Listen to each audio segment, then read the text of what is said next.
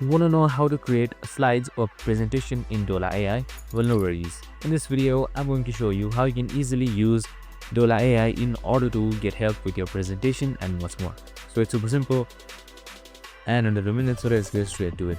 Now, first things first, you can just simply open up Dola.com on your web browser, or you can just simply open up with the Dola application itself. So we have also created a video on how to install and download Dola, so make sure to watch it. So once you have done all of that, you should be provided with this interface right here. So now once you're under this interface, on the left side you should be seeing AI bots right here, just simple like that. And now once you're under AI bots, here you should be seeing various options that you can select from. So what you need to do is you can just simply select source bots right here and then select slides or PPT, anything that you want. And once that is done, you should be good to go. And that's it, super simple and easy. I hope this video helped. If it did, make sure to like, subscribe and tune in with us for more of these videos. See you in the next one.